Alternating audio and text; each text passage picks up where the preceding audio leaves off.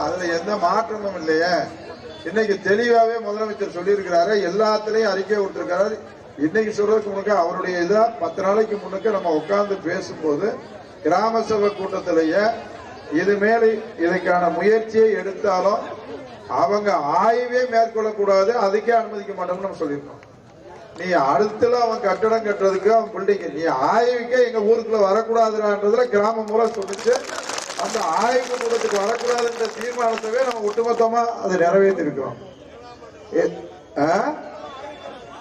வேளாண் மண்டை அறிவிக்கிறதெல்லாம் இல்லைங்க, அதுக்கு அது நீங்க தனிப்பட்ட முறையில் கேட்டுங்க. நாங்க சொல்றது இந்த டங்ஷன் இது ஒருபோதும் மேலூர் மண்ணுக்கு வரக்கூடாது, வர முடியாது. அதுல அவன் ஆய்வுன்றப்ப அன்னைக்கு விஷயம் தெரியாம சில பேர் பண்ணிருக்கலாம். இனிமேல் எக்காலத்தை கொண்டும் அந்த ஆய்வுக்கு நம்ம ஒரு காலத்திலையும் அனுமதிக்க மாட்டோம்ன்றத முதலமைச்சர் சொல்லிட்டாரு. மாவட்ட நிர்வாகம் அறிவிச்சு அதையும் தாண்டி அனைத்து தரப்பு மக்களும் ஒருமித்த கருத்தோட இருக்கிறோம். இதுல அரசியல் பண்ணுவதற்கோ எந்த விதமான அண்ணன் நிற்கிறாரு, தம்பி நிற்கிறாரு, எல்லாருமே ஒட்டுமொத்தமான முடிவுல இருக்கும். அதனால இது ஒரு காலத்திலையும் ஏதோ தயவு செய்து இன்னைக்கு விவசாய சங்கம் செய்யறோம், வணிகர் சங்கம் செய்யறோம், நாளைக்கு இது செய்யறதுலாம் நம்மளுக்கு தேவையில்லை. ஒட்டுமொத்தமா நீங்க சொன்னீங்கன்னா பல லட்சம் பேர் கலந்து இதுக்கு கட்டுறதுக்கு ரெடியா தான் இருக்கு, ஆணும் பொண்ணு எல்லாத்தையும்.